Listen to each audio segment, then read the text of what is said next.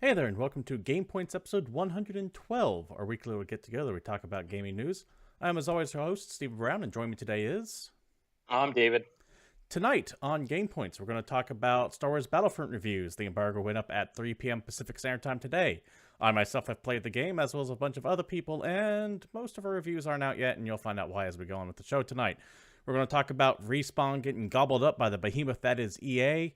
We have some information about the SAG-AFTRA strike to mention. We're also going to get into the fact that the war against microtransactions is lost. We are on the losing side of it. It is not going away, and that's just how it is going to be.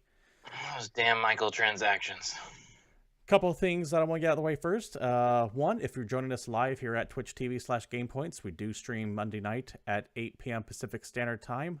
And if you're watching us live, feel free to join the chat. This is a conversational podcast. Join the conversation. Type in questions, comments, concerns, whatever you want to get off your chest. Yeah, talk issues. We'll get onto it. If you can't watch us live, feel free to go to our YouTube page. Just type in GamePoints one word, and we pop right up there. And like, comment, subscribe, regardless of where you're at, and all that other standard rigmarole. David. Rigmarole. Yes. Before we get into the meat of the news, there is one thing I want to mention real quick, just so people watching are aware. Mild amount of potatoes. Yeah. We are aware of the shit that is going on IGN right now. A couple days ago, one of their editors who used to work there accused another editor that used to work there as well. These are both two former editors of sexual harassment. I have worked with both these people for the short time I was at IGN, so I am going to just stay out of this one because the events that apparently happened a couple years after I was there.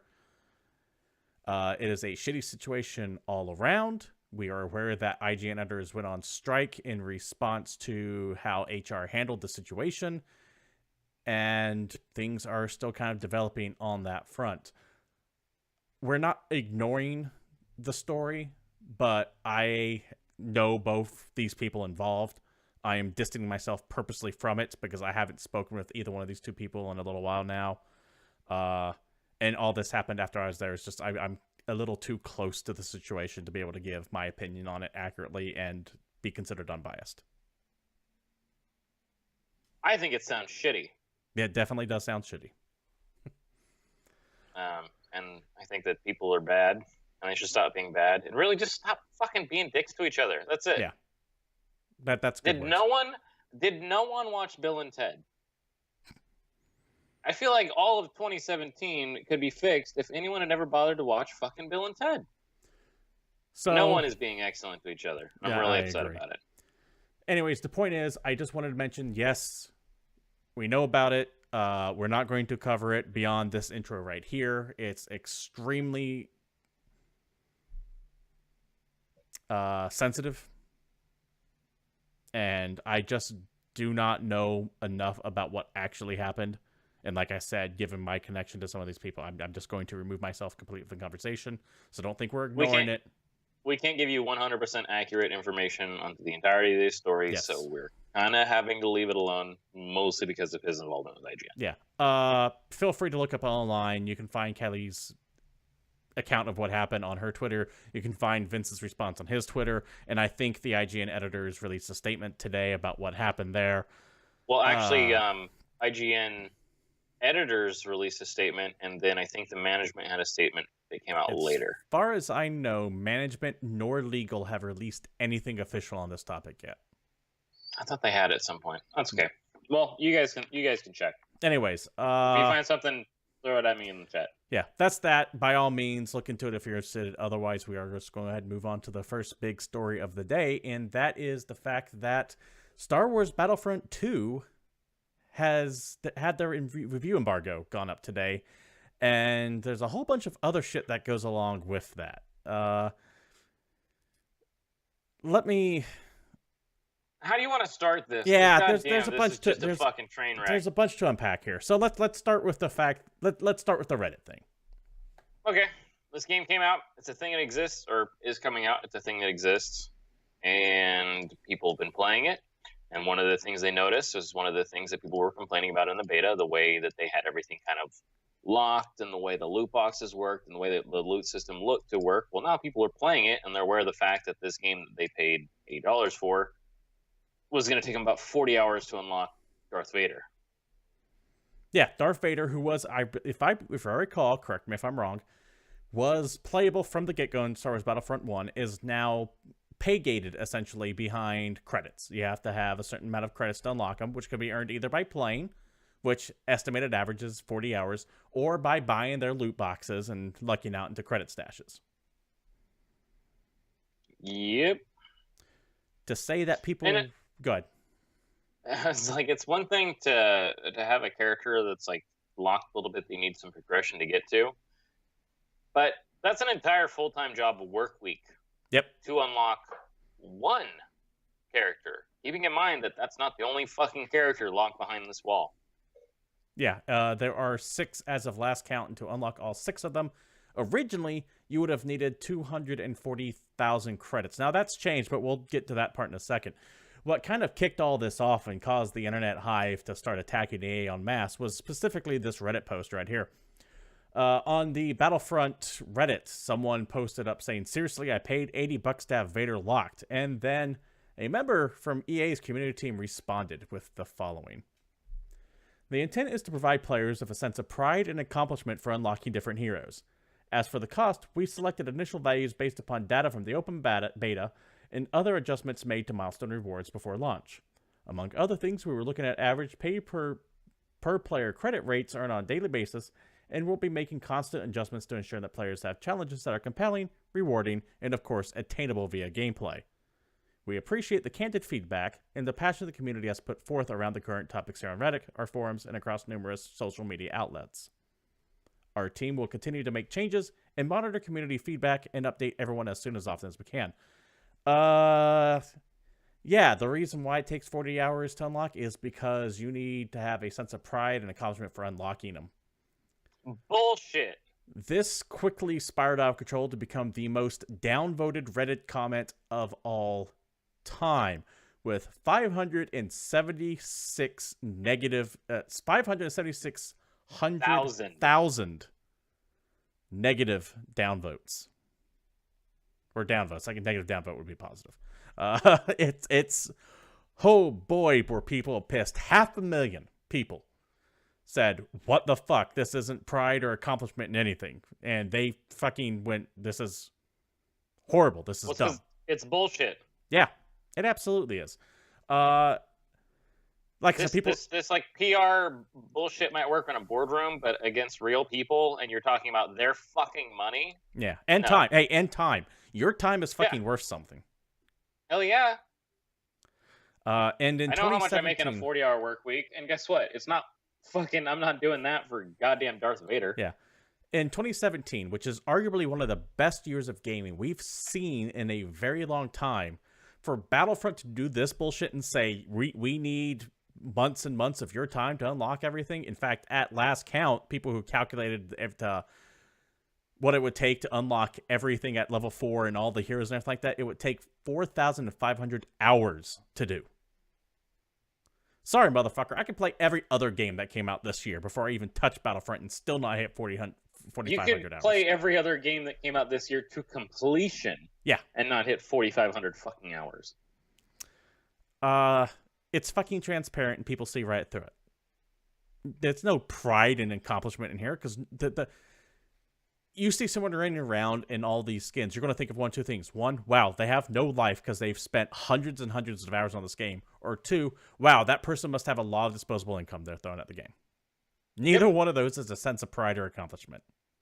Well, because even if you work to get the character, everyone's just going to assume you bought it anyway. Yeah. So where's your fucking sense of accomplishment? So they've lost the core concept. God damn it. Yeah. I was listening to another show earlier today, and someone mentioned what a good idea would be was like that fucking samurai hat from Halo 3. Like, if you saw someone running around with that hat, you knew that they sunk the time and effort into the game to get that. Because you could only unlock it, like, if you hit, like, max cap and were in the top 10% of players after 100 hours or something like that. There were some ridiculous requirements to get it. This isn't that. This is either someone just wasted a bunch of time playing this game, which, I mean, fine. If you want to do it with your time, fine. Or they spent money until the loot box finally spit one out. So, in response to all this negative PR, about an hour and a half before reviews went live, because apparently a lot of reviews were going to be bashing this loot box, this obscene credit limit to hit up on them. Why wouldn't you? I know mine was. My review for GameCritics.com was going to be very, very low because of how absurd that is. Now that they've changed it, as of an hour and a half before the review embargo lifted up, my review's tanked. I kind of have to start over again and see this in the light that is presented now, because it's a different game at the moment. But, like I was alluding to, EA announced that they are slashing the cost of heroes in the game. Big blog post right here that I have up on here. It says that we are reducing the amount of credits needed to unlock the top heroes by 75%. Luke Skywalker and Darth Vader will now be available for 15,000 credits, as opposed to the 60,000 they were originally being charged at. And keep in mind, the average credit earned per game is 400. Not 400,000, just 400. So even on this, you still need to pull out about 30 games to unlock one. It's going to be... Emperor Palpatine, Chewbacca, and Leia Organa are now for 10,000 credits, and Iden Versio is at 5,000 credits. So they slashed the prices by 75%. Okay. What do you think? Which means they slashed the time by 75%, which still means it's 10 hours per character, which means it's 60 hours to unlock all these characters. No. Would that track? Does that sound right? I don't know if that tracks because I wasn't doing the math, but it's still time and effort I am not willing to spend in the game. If I'm looking at this and my quick math says 400 a match to unlock Luke Skywalker at 15,000, I would need between 30 to 40 games. Mm-hmm. You figure a game takes between 5 to 10 minutes to beat, so let's just say 5. Let's give them the benefit of the doubt. 5. Wait, you think a match takes 5 minutes? Well, I'm giving them the benefit of the doubt. Like if they just get rolled. Well, if they get rolled, they're not earning the average credits. Good point. So let's make it 10. Let's make it 10 minutes. 40 games, 10 minutes, 400 minutes. 6, 7 hours, 8 hours. 400 minutes. Is that 8 hours? No, I can't math. I can't math right now. It's way more time than I'm going to spend. I can tell you that. I think the biggest problem I have with this, besides the fact that EA is just a bunch of greedy fucking assholes and they have a pay-to-play and pay-to-win game, you know, yeah, $80 with a fucking season pass that actually doesn't get you any fucking thing, that also happens to share exactly the name to one of the greatest fucking Star Wars games of all time. Yep. Star Wars Battlefront II from 2005. Guess what you can do in that game? Play as fucking Vader. Yeah, without all these extra microtransactions put on. Additionally, just because EA shortened how much these figures cost doesn't mean that game's still not pay to win. The person it absolutely is. You can buy everything day one. Just that's what I'm getting at. I was playing it earlier today. 200 extra bucks on top. See what you get. I was playing it earlier today, and there's already people running around with like max star card levels. The game's not even out yet. It's out in like some early access forms. There are already people running around with max star card levels where you know they drop the things on it, and they're dominating the leaderboards because it unbalances everything. Having shit like I'm going to use this ability and gain 20% damage compared to someone else using that same ability for only 5% damage really fucking tilts things against other people. And how did they get all that shit out the gate so fast? Possibly luck of the draw, you know? I'm not going to say that they were completely unlucky and that there's a randomness in here. But more than likely, it's because they spent like $50 in these fucking crates to get more powerful than everyone else playing right now. Randomness for progression-based unlocks isn't fun. No, conceptually absolutely not. Playing through a game and working and actually gaining unlocks appropriately that actually feel progressive is part of the reason why a lot of people, well, myself, for example, enjoys games. That actual feeling of my time that I'm investing in this game is allowing either my player skill to increase or my character skill to increase. Yes. That's valuable to me. My character skill staying exactly the same except for some random fucking slot machine saying, hey, guess what? You now do an extra 10% damage with blasters. That's not fulfilling. That's nothing. So I'm going to confront you on one thing here. the idea of random-based progression can be fun, but not in a multiplayer competitive game. For example, Borderlands has the slot machine mechanic whenever a bunch of guns drop from something. Every MMO runs on this mechanic. Loot drops from Diablo and stuff like that. But those are the players against the game. This is player versus player, where skill's supposed to actually matter. And if two people are equal in skill level, the guy who dropped $100 in loot crates is going to fucking beat his ass every time. Every time. That's the definition of pay to win. And while my review is going to be adjusted because they dropped the cost of these crates down some, it's not going to ignore the fact that Star Wars Battlefront II is pay to win. That's the long and the short of it right there. The game looks amazing. The game sounds on point, sounds just like a Star Wars game. But when it comes to actually playing against other people, you're hosed, because the person who just has all this extra disposable income is just going to roll over you every time. And the kicker. Here's the kicker. For people that think, oh, EA is dropping it by 75%, good on them. They listen to the community. Well, according to a couple other sources, most notably Game Informer, they also reduced the rewards you earn by 75%. Dang. The most EA decision of all fucking time. Hey, these guys are mad about how expensive our heroes are, so we're going to make it cheaper. But now, while we're announcing that part, let's also make it so they earn less money. It's so fucked up. Oh my god, it's just classic. Fuck this them, is still, fuck EA, fuck this game.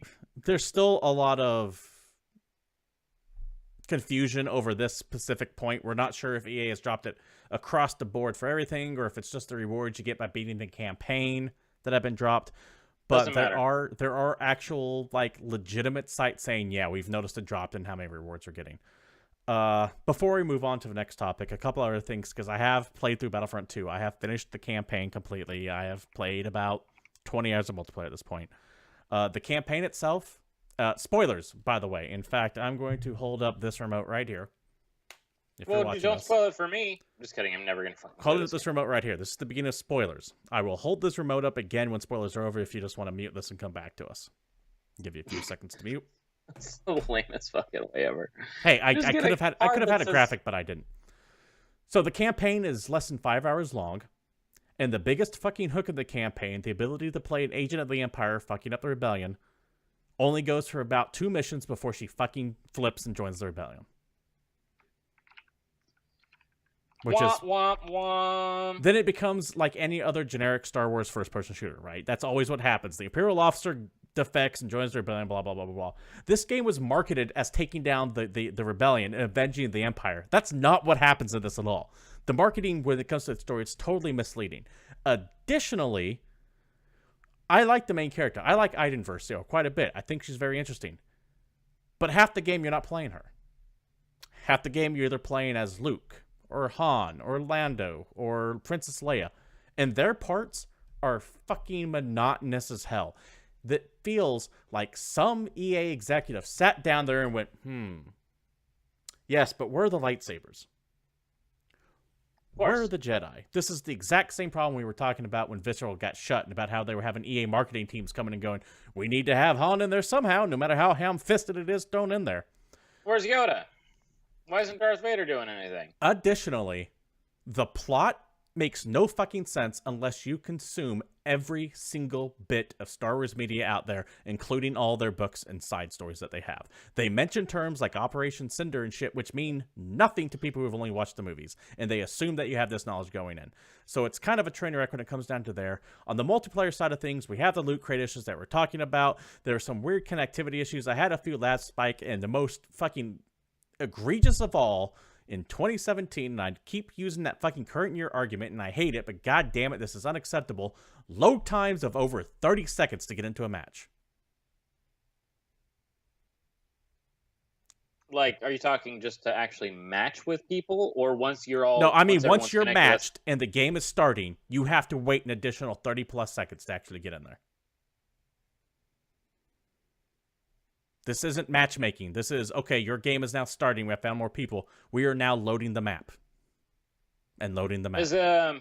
And loading the map. Is the multiplayer server side, or? I don't. It's EA, so I doubt people can have their own clients. Okay. Anyways, having your own clients and having your own servers, that's like a thing of the past. My copy was on PlayStation 4, by the way, not PC, because they would not give me a PC copy. I'm going to hold up the remote to show that spoilers are over.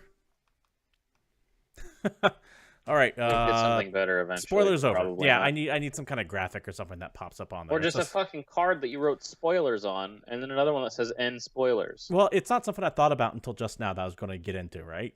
Anyway, just while I was on the rant. We mentioned the fact that this campaign is about what, 5 hours? You say? Yes. The original Battlefront 2 from 2005 had a 8 to 9 hour campaign. If you played it with the extras, it was 14 hours. The campaign, without going to spoilers, is totally pointless, and it feels tacked on because people bitched about there being a lack of a campaign. And what's annoying is multiplayer. They just want you to buy loot boxes. You know what's the most annoying thing about it? This campaign had so much promise, and I'm just disappointed. People were stoked when they first announced what it was going to be. It's not. Oh shit, we're playing. It's going to be like the bad guy finally. Animated video. Yeah. With the fucking people flying the TIE fighters. You remember that video? Yeah, it was shit. The cartoon. Short just type in TIE fighter animated on YouTube and it pops right up. It's like 10 minutes long. Looks amazing. And I'm fine with the main character looking at things and going, "This is fucked up. This is not what the Empire I fought for was." But I'm about to get back into spoilers again. So, anyways, enough. Stopping. Sorry. Yeah. Look forward to my review officially hitting sometime later this week because I had to nuke the entire thing because of EA's loot box changes. David. Oh, man.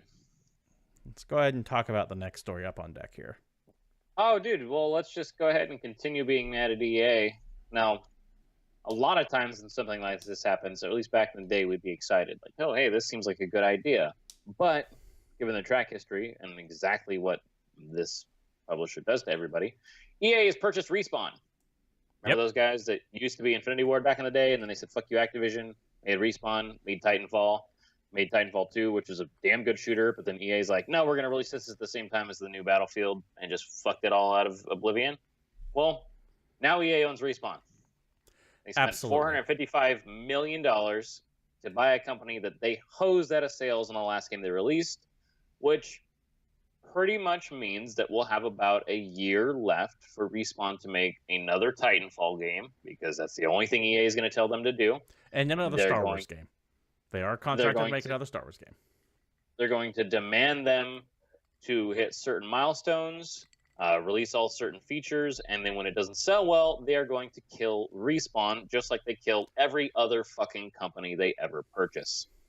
And the Kotaku article from Jason Schreier, you know, that guy that fucking breaks everything. Mega publisher EA has purchased a new studio, Respawn, the developer of Titanfall. The news comes just after weeks after publisher shuttered Visceral Games. Pause in the article right here. How shitty is it to be someone who used to work at the Visceral now? Because you have to see that you were closed down to save money to buy Respawn. Yep. However, scuttlebutt is one of the reasons why Visceral was shut down is that EA's Star Wars game, Respawn Star Wars game, they've been working on it for a significantly lower amount of time, and it just looked far better than what Visceral was working on. So, remember, the Visceral story, we can hate EA all we want to, but that sounds like everyone was at fault for that one going on. True. EA sent a press release that the deal is worth more than $455 million, a number that includes cash, equity, and performance milestone payments. According to various documents sent by that source, EA outbid South Korean publisher Nexion, which publishes the Titanfall mobile game, and had also made an offer to buy Respawn.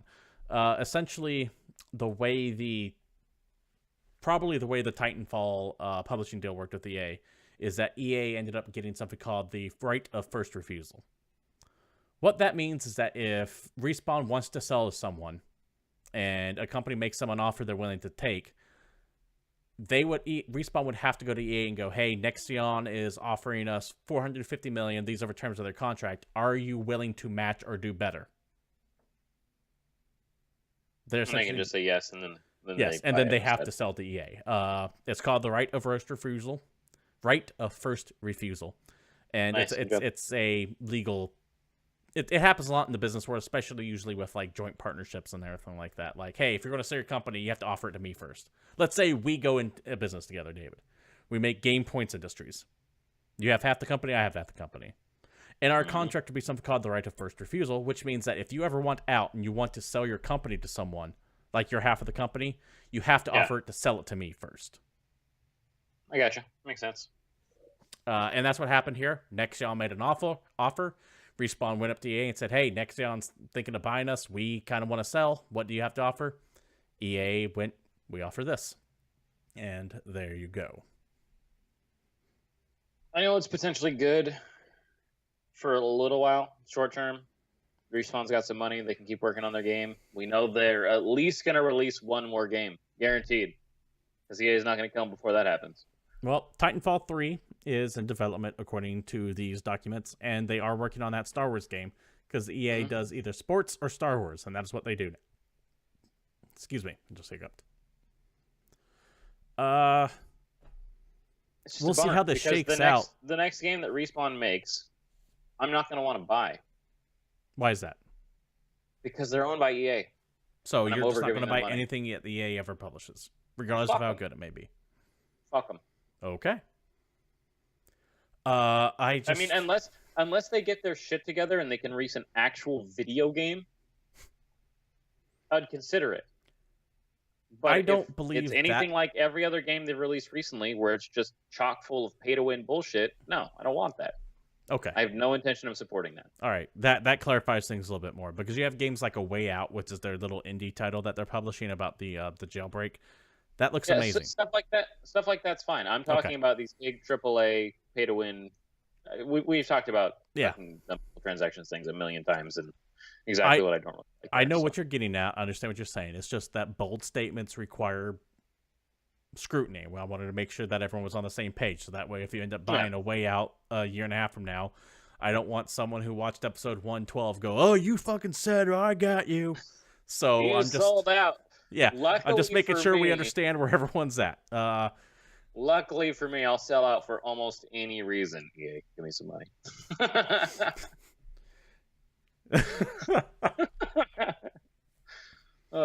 Anyway, if EA is giving us money, then you know they're in dire straits. Right? Also, we're about to be canceled. Hey, you know what? If EA, I'll even sell my company for a quarter of what Respawn sold you guys to. I will sell the rights to GamePoints for $100 million, EA. If you just buy it flat out. Like, you'll have complete and total control over it. I will fucking retire. I will go away. $100 million right now. Yeah, it's a good deal. You should pick up on it. All right. So yeah, Respawn is now part of EA. The death counter is ticking on them over and under 3 years before they're closed. Oh, that actually sounds really good. I don't want to screw with that. Let's see. Star Wars game probably. Star Wars game 2 years out, and then a new Titanfall next year in the fall, winter. So let's then add an extra 6 months for follow-ups and DLC and add-on season pass shit. So right around 3 years sounds good. All right, sounds good. Anyways, there you go. And not to keep rolling out the depressing news, but the next story more or less shows that the war against microtransactions is over. And we fucking lost. Turns out when you vote with your wallets, people follow the money. In their results for fiscal quarter 2018, Take-Two just revealed a whole bunch of interesting shit, which you can see right here. None of it's the good. Guys that own Rockstar. Rockstar is the company that made Grand Theft Auto. And if you think about it, when's the last time they made a game? It's been quite a while. And yet they are making so much money, which is what this report is. It's a little dry. We're going to talk about money for a minute, but it's important because where they're getting the money from. So I want to highlight that over the past week, a bunch of companies have released similar quarter results. For the most part, they all kind of say the same, though. I'm specifically taking Take-Two's here just because of how popular Grand Theft Auto is. And this will kind of give us an game in America of all time. Yeah, this will kind of give us an idea of where the trend is just going to begin with. First thing to take away, their net revenue last year for the first quarter, for the fucking second quarter of 2018. This is just for one quarter. 2017. Their net revenue. Just fucked that all up. Yeah, I know. I did fuck that all up. No, fiscal second quarter 2018. Businesses are fucking weird. Oh, okay, you're right. Never mind. Net revenue was $443.6 million. That's how much money they fucking made net. Recurrent consumer spending. This is the shit that comes from virtual currency, add-on content, and microtransactions. Grew 66% year over year and counted for 48% of total net revenue. Half of what they made came from shark cards. Yeah. Half. $220 million from recurrent consumer spending. This part, though, I think is kind of good. Digitally delivered net revenue grew 31% to $302.9 million as compared to $230.8 million in last year's fiscal second quarter, and accounted for 68% of total net revenue. 68%. If you do that math, that doesn't make any damn sense. Yeah, it does. 302.9 is 68% of 443. What they're saying is essentially that digital is here to stay. I've always kind of wanted digital to come in, and that is just where the trend is going. So congratulations, digital is here, and microtransactions are here along with it. We're not winning this one. When Rockstar or when Take-Two is increasing their sales year after year, and when half of your revenue is coming from sales of DLC and microtransactions, that shit ain't going away. And that's why we're seeing everyone trying to jump on this train, because of how much it's selling. We don't have figures on how many people are actually buying it. We don't know if it follows the mobile market. It's 10% of the people, or 1% of the people buying like 99% of it, but they're making a shit ton of money off of it. And they're sticking with it. There was a Kama Sutra article where they released a statement from the Take-Two chief, Strauss Zelnick, who had a conference call with investors on the 7th, so last Tuesday? Last Tuesday. And he made it clear that at least for Take-Two, that's when this report was released, by the way. Sorry. Is all about recurrent consumer spending. Yeah, so we have this report. We also have what Zelnick said. And quote, "The business, once upon a time, was a big chunky opportunity to engage for tens of hours, or perhaps 100 hours. That has turned into ongoing engagement. Day after day, week after week, you fall in love with these titles that become part of your daily life. And where we're getting our money is, end quote, but where they're getting their money is from the recurrent consumer spending. They want you in their game forever." Yeah, and there's something fucking insidious about that, right? I don't want to play GTA for every fucking day of my life, and that's what Games as a Service does. I want a nice, complete experience. I can sit down, spend a couple weeks on, and go, okay, I'm done. But what these games are demanding... This is why people think the AAA single-player games are dying. Because a lot of the companies are looking to the idea that they could just make one game and sit on it for years and years and years, and that's how they make all their money. Yeah, fuck off. If they don't just want my wallet, they want my attention. They want my time. They want me to devote weekly 3 hours to this game. They don't want you to be a gamer in the traditional sense of you like various games, you play different genres. They want you to be a single game gamer. They want you to only play the specific thing that they made. No, and more games are catering to that kind of thing, so I am just hating more and more AAA games because I don't want to sit down and have to commit to a year's worth of slow content drop. But that's where they make their money. Yeah, fuck that's the only way they make money. There's no actual financial reason to make a big, giant AAA single-player game that just has content that you play through once, and then you finish it, and then you're done with it. And then you go turn it into GameStop and get $12 or whatever the hell they give you for it. And this has been They don't keep making money. They make $60 off you once, but they don't give a shit about your $60 anymore.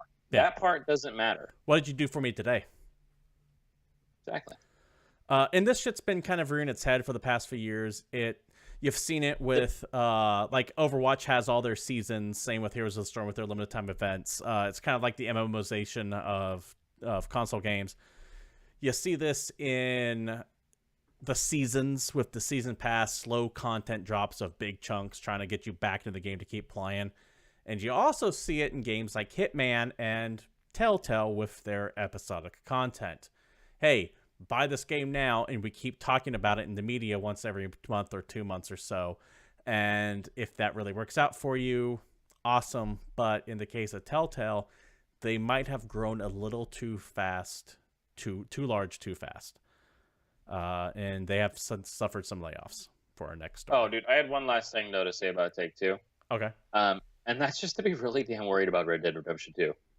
Oh, yeah. That thing is going to have their version of shark cards. I get they'll be called, like, what? Cattle Wolf cards. Wolf cards? Okay. Snake cards. Something. Rattlesnake cards. But that game, I think, is probably going to be something that we're going to talk about for being just fucking insidious. We'll see. Now, when that conversation comes, are we going to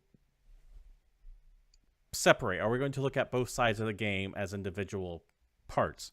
Because I feel like we have to, because the single player is probably still going to be great, because Grand Theft Auto 5 did have a good single player. Absolutely. Red Dead Redemption had a great story, and I'm willing to bet the second one's going to follow suit. Then there's just going to be this whole other multiplayer component. So go ahead. From a straight like value proposition, Red Dead Redemption 2, don't quote me on this, I could be wrong in 8 months, who knows, will most likely be worth the initial investment, because you'll still have what I'm assuming will be a fairly meaty single player campaign to get through. Which brings me to the question I'm going to ask. If I review this game, do I review the single player story content in a bubble independent from the online component? Or do I look at this excellent, and I'm speaking theoretically here, this game isn't out, but by all indications, it's going to be excellent. Track record. This well-crafted story, does that get dinged because of predatory microtransactions in the multiplayer? Or do I write two separate reviews? I don't know. I would almost say two separate reviews. Anyways, that's why review scores are dumb. Next story. Like I was hinting at earlier, there have been layoffs at Telltale Games. This is going to come via GameIndustry.biz. Let me bring it up here. Telltale restructures and cuts 90 staff. Layoffs represent 25% of the workforce and won't affect previous announced projects. Telltale Games, the episodic games developer behind hits like The Walking Dead and Minecraft Story Mode, has unfortunately announced a round of layoffs last Tuesday, cutting 25% of its workforce, essentially what I was just saying with the headline. They say, quote, a company-wide restructuring is taking place to make the company more competitive as a developer and publisher of groundbreaking story-driven gaming experiences with an emphasis on high quality in the years ahead, end quote. Representatives said the restructuring should not have any impact on developers' previous announced products. This is essentially what happened to Krispy Kreme. They grew way too fast, way too quickly. Telltale was fine when they were doing 1 to 2 titles a year, maybe. Mm-hmm. And then suddenly now they're doing Minecraft, Guardians of the Galaxy, Walking Dead again, Batman. I think I've talked about it, that for me, they've like hit a saturation point where we're constantly talking about a new Telltale game. Hey there, Leningrad. Welcome, chat. We're talking about the layoffs at Telltale right now. Earlier stories that you might have missed was EA buying up Respawn and Star Wars Battlefront II and their microtransaction review insanity that's going on right now. Anyway, lots of new Telltale games, constant expansion, and they've just had to scale back. Yeah, they just grew way too fast, way too quick. I will take.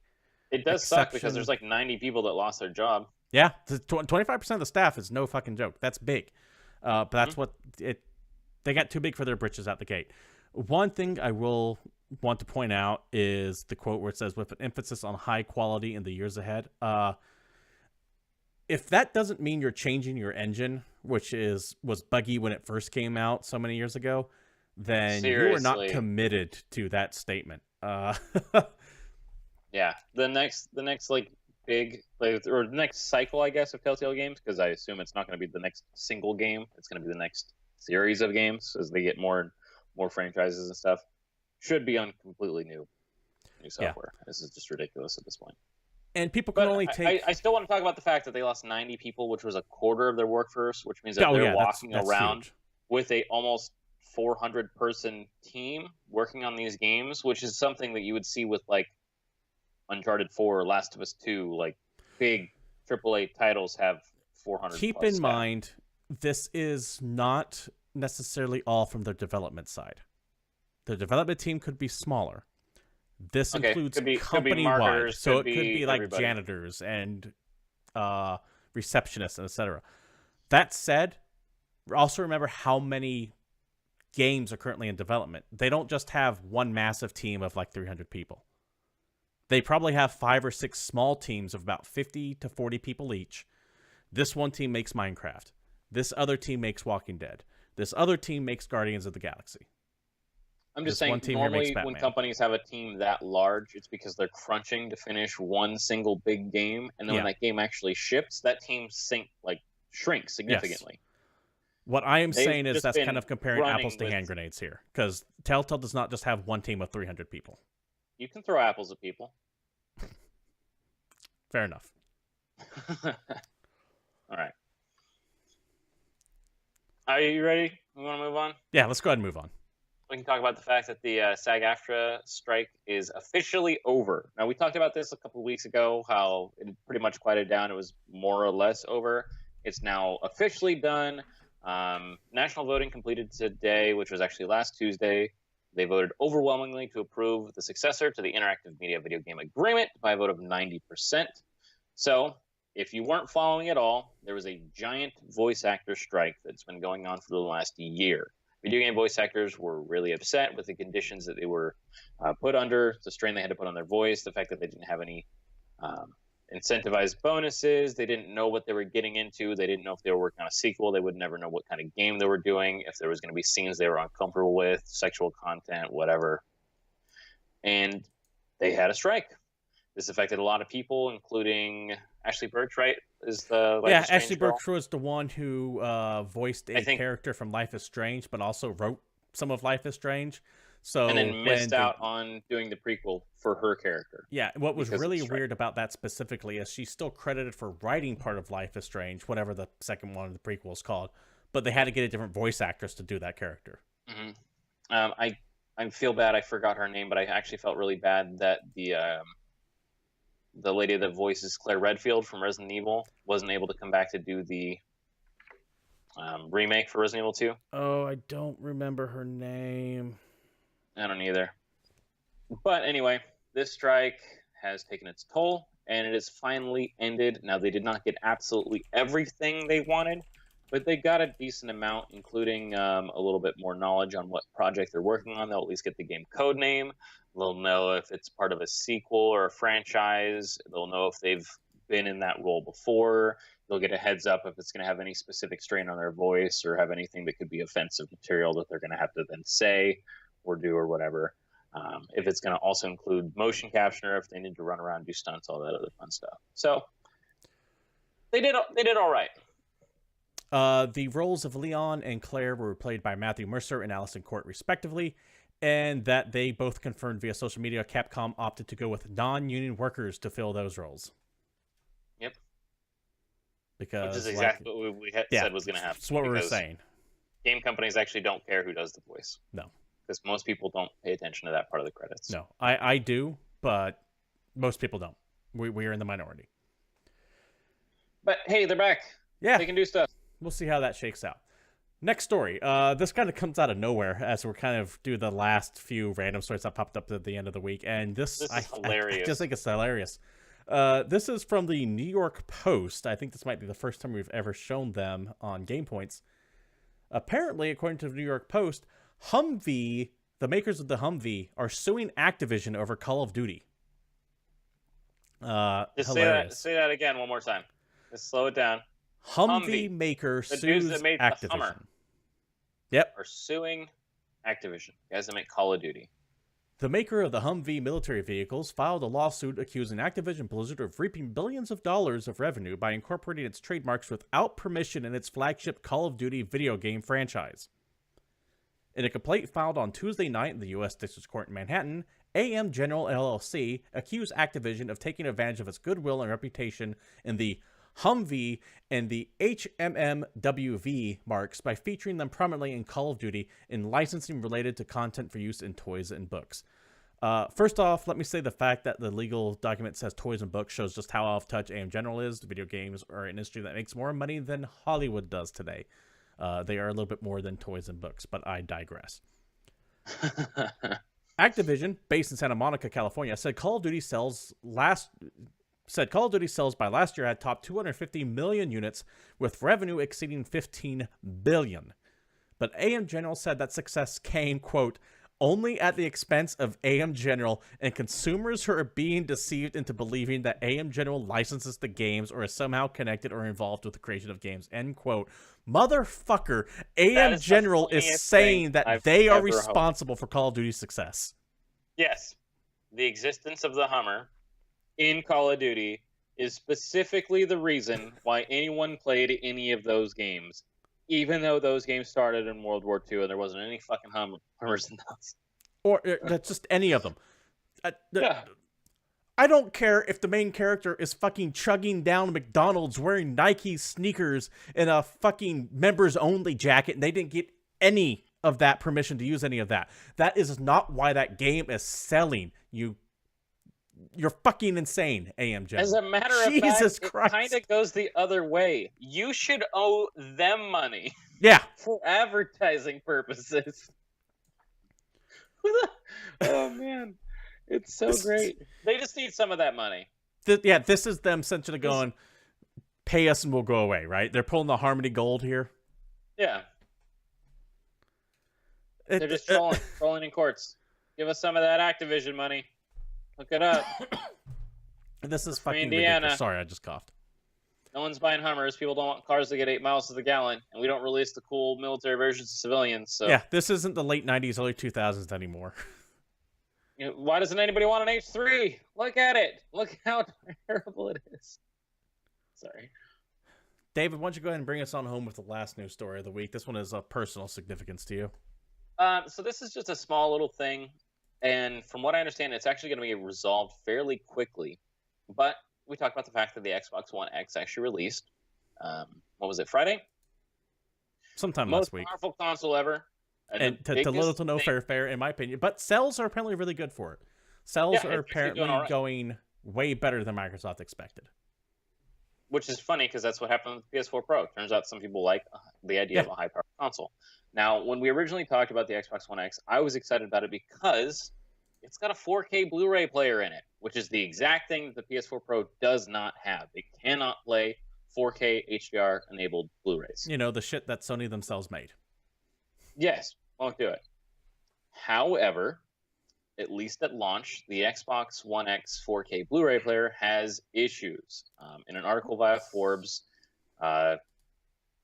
there's been some problems. John Archer wrote this article. He does a lot of reviews for different 4K players. He's kind of I don't want to say cinephile is the right word, but he's definitely a tech nerd kind of a guy.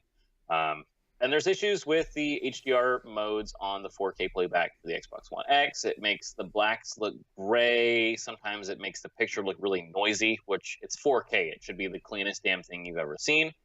Yeah, you've spent the money on getting all this high-end hardware. You're demanding the performance that goes along with it. Some things are brighter than they should be. Some things are darker than they should be. Like the black bars you can see at the top and bottom of certain movies are actually just gray. They're not like the true dynamic black, which is part of the purpose of HDR. It's supposed to have richer blacks in general, which can make the picture really pop when you have a full color spectrum. It's not working right. They've also noticed some issues with the Xbox One S, but no one noticed it really as much as the time because there's less of a focus on it. This is supposed to be the best damn console ever, and your all-in-one media machine you can plug into your TV. And there's issues with it, so they're upset. He did reach out to Microsoft, and they did release a statement about a day later saying that they are aware of the issue, and they will be working on fixing it. They say there should be just a patch they can do to get rid of it. In a tweet from Mike Ybarra, who is the corporate Xbox vice president for Xbox guy. and Windows Gaming. Yeah. He said, Xbox One X users, Blu-ray specific fixes coming very soon to correct raised black levels with HDR movies, etc. A few days away. #Xbox. So essentially, they're saying there's a software patch coming that's going to fix this problem. I just want to throw that out. So if you did pick up an Xbox One X and you're saying, why the hell does my 4K Blu-ray player look like crap? They're aware of it. They're working on it. Give it a couple days. You should get that fixed. I think they're also still having problems with some Dolby Atmos playback. So a little bummer because I was stoked for this thing to be just the media monster. Now, I know it doesn't have a bunch of exclusives, but you know what it does have? All the Marvel movies in 4K. Guess what? The PS4 Pro doesn't get that. There's your exclusives. This makes your TV look better. I think the closest thing that Xbox has to an exclusive up next is Crackdown 3. Yep. Which is and a little ways off. That's going to be sometime next year. We have no idea if it even is going to really hit that time frame. The point is, David, that game is way fucking far away. Yeah, I'm sorry. If I wanted to play something right now, though, what could I play? Well, we'll start with the fact that if you really, really wanted to, you could play the new Star Wars Battlefront II 2017 edition. I'm going to start adding David, you're supposed to go new releases so people know what the fuck we're talking about. Come on, man. New releases, Star Wars Battlefront 2, a game that released 12 years ago, and a much superior version. The only difference is this one looks and sounds a little better, but has way the fuck less features, a shorter campaign, a worse version of Galactic Warfare, and is overall trash, in my opinion, compared to the original. If by worst version of Galactic Warfare, you mean no version of Galactic Warfare, you are correct. Yeah. Goddamn, Battlefront 2 is such a good game, and the fact that I have to refer to another game with the same title pisses me off to no end. Yeah, pisses you so off you forgot the segment intro. Yeah, and I'm just upset about it. Okay. Yeah, you should be. You should be. New releases for this week, because that's not a new game. That's just a re-release of an old game, just a shittier version of it. Injustice 2 is releasing for PC. Also not a new game. Came out a while ago, but you can play it on your computer. This is Warner Brothers on the PC, so there's a good chance it's also a shittier version of it. Yeah, it's probably going to be broken as shit, just like Mortal Kombat 10 was. Fighting game developed by NetherRealm Studios. This is the Mortal Kombat guys. It's a sequel to Injustice 1. The biggest thing with Injustice is the comic books based on this franchise are amazing. Spoilers for the first game, Superman punches the Joker through the chest, killing him instantly. Mostly because the Joker gave him Scarecrow laughing gas and made him kill Lois Lane. Yes, which in turn nuked Metropolis. So dark. Also, killed his unborn baby. Oh yeah, that was a add-on there. But he murdered the Joker, so he got him back. Injustice 2 is really cool. I played around on consoles a little, one of the few fighting games I'll actually give a chance to. Also, just announced, Teenage Mutant Ninja Turtles are coming to it. Hell yeah. Now, Injustice has a bunch of extra characters. Mortal Kombat did the same thing where they had like Jason and Freddy and all kinds of different characters they added to it. Injustice is getting a bunch of cool people too. So I think this is the final DLC characters going to be the Teenage Mutant Ninja Turtles. So if you need a fighting game, you can play this one. You know what I want to see in Injustice 2? Because they'll go off and they'll do random off the wall shit. I want to see Bernie Sanders. Bernie Sanders in Injustice 2? Yeah, why not? I mean, that's funny, but that sounds more of like a Soul Calibur thing. Although speaking of fighting games getting random bonus characters, did you hear Tekken 7 is getting Noctis from Final Fantasy 15? I did hear about that. That's funny. I couldn't remember what fighting game it was, which is why I didn't mention it. Yeah. Also releasing this week, LA Noire. Again, hitting for PS4, Xbox One, and the Switch. So it's, re-release of a game that's been out for a while. But a lot of people miss LA Noire. Really cool game in concept. I remember having some issues with it, but it's still a pretty cool kind of detective noir game. If you get it for cheap, I recommend it. It's a game franchise that doesn't really get, or it's a game genre that doesn't get any damn love. And it's a Rockstar game that's not Grand Theft Auto. The important thing to take away from here is it's on the Switch. Yeah, you can play it on the go. Doom on the Switch is surprisingly good. Have you been playing it? I played it for about 10 minutes, just take a look at it and see what it did. I mean, it's not like PC on max settings or anything like that, but it's competent. It is a competent port for the Switch when you couldn't think the Switch could even come close to doing something like that. Then you can play it on a bus next to a little kid, so that's fun. Just crank it up and you're on the bus and this little kid's like, oh, what's that? And all of a sudden the music starts blaring and you rip this demon's head off. Rip and tear, kids. Rip and tear. Also coming out this week, Harvest Moon: Light of Hope for PC. A game that's not Stardew Valley, but it's what Stardew Valley was based on in the first place. So hey, look at that, a new Harvest Moon. Here's the thing about the Harvest Moon stuff. Go ahead and finish out your thought. I was going to say, this game is actually releasing in timing with the Harvest Moon's 20th anniversary, was the only thing I was going to say. So from what I understand, and I could be wrong on this, so do your own research, is that the Harvest Moon games really aren't Harvest Moon games anymore. The team that was behind the Harvest Moon, the actual guys that developed Harvest Moon, broke from Natsume, and all their games are now the Story of Seasons games. That's what the actual Harvest Moon stuff is, and that these Harvest Moons are made by some other completely different team.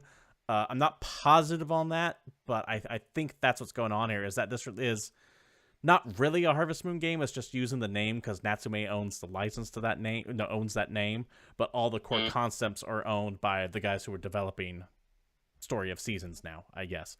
I could be getting names confused, but if you're thinking this is a Harvest Moon game, just do a little bit more due diligence looking it up before you pick it up.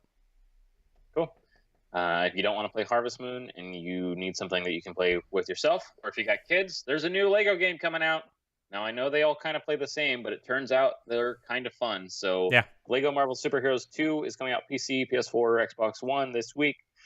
I have yet to play. The same. If you've played any Lego game, you've played all the Lego games, but the story's there, and it's just silly. I have yet to play a Lego game that I've hated in the main series. Now, if you get like Lego Racers or something like that, that's dumb. But going all the way back to Lego Star Wars, I have always enjoyed them. I'll never necessarily I'm not like excited for them. I think the thing is they have this kind of fun way where they will weave more stuff from the lore than you'd be expecting for what's conceivably a kid's game in there. So you'll get a lot of nods to things that you wouldn't think the game would have in it. And, you solve puzzles by building stuff, so that's always funny. But it actually has a 4-player competitive superhero battling mode. So that's kind of funny to me. I kind of want to follow that rabbit hole and get like a Lego version of Power Stone. I think that would be amazing, but that's for later. More Switch games coming out this week. Probably the most important one, in my opinion, Rocket League for Switch. Get your Mario Kart, score some goals. Perfect game for Switch. If you haven't played Rocket League, just play Rocket League. It's so damn fun. It's car soccer. Perfect game for Switch. Just give me a Switch on the go. Rocket League all the time, constantly, everywhere you need to be. Another game coming out for Switch, Rhyme, the puzzle adventure. It's like kind of, I don't remember if it's platforming. It's been a long time since I looked at Rhyme. But it is going to be released on the Switch. The only thing I know about Rhyme is I believe that is the game that a company was working on, and I don't remember the name of the company, but development had such major issues that Sony physically showed up at their door to take back their dev kits from them. Wow. Which is the first time I ever heard of that happen. I could be wrong, but I think Rhyme is that studio. I think you might be backwards, though. I think originally it was supposed to be Microsoft, and then it got pulled and got switched to PlayStation. I don't know. But it's an adventure puzzle video game made by Tequila Works. Play third person. Get your puzzle on. Have fun on a mysterious island with your friends. If that's not the mysterious island you like to have fun on, you can also get Pokemon Ultra Sun or Ultra Moon for 3DS this week. These are sequel games to Sun and Moon, which released 2 years ago now. Oh, it's a Pokemon game. Supposed to. This is the last full Pokemon game for 3DS. Following Pokemon games will be on Switch. Thank you very much. I didn't know they weren't making a 3DS one anymore after this. Early reports and from what I've read, this is the last 3DS Pokemon game. Interesting. So, this is the last reason to own a 3DS. If this isn't enough to sell you one, you're not ever going to buy one. And if you still have one, it's time to start going to the old library. Probably not long for new releases. A game that's released so many damn times. I feel like we've mentioned it on this show. We should actually do like a highlight reel of every time we've talked about this game being released. But Skyrim is coming out not once, but twice this week. Once in VR for the PlayStation VR, and again for the Switch. Skyrim on the go. I'm willing to bet the Switch version is going to sell like hotcakes, just like every damn version of Skyrim does. So Skyrim, it just sells. People love Skyrim. It's a great people game. kind of wonder how they can make this into VR on the Switch, but you have to remember Skyrim is 6 years old, almost to the date today. It came out on November 11th, 2011, which means it just celebrated its 6-year anniversary. It'll run on anything. Yeah. And give them time, they'll put it on 3DS, and they'll put it on your phone. I'm surprised it actually isn't on the phone in some way, shape, or form. I was going to say, new phones can probably run Skyrim. Yeah, probably. At least launch Skyrim. And finally, coming out this week, Sims 4 hits PS4 and Xbox One. I probably should have saved Skyrim for last, but I didn't. So if you want a new Sims game and you're on console, there you go. If you need me to explain it to you, I'm not gonna. Look it up. All right. Thanks, David. And with that, I think that is going to wrap things up. This has been GamePoints episode 112. We do stream live every Monday at 8 p.m. Pacific Standard Time here at Twitch TV/GamePoints. Please, if you can watch us live, do so. Join in the conversation. Bring in whatever questions, comments, or just general concerns about the game industry in general. This is a podcast designed to interact with the audience, and we try to whenever we can. If you can't watch us live, go to our YouTube page. Just type in GamePoints, one word. We pop right up. We put up all of our old shows there when we can. Regardless of where you watch us, feel free to like, comment, subscribe, dislike, email, scream at the screen, whatever. Just interact. If you want to follow the show, you can do so at GamePoints PC. If you want to follow me, I am at CapitalistPig21, and David over there is at palshife_Satori. Without further ado, this has been GamePoints, and we will see you next Monday. But until then, we're out of here.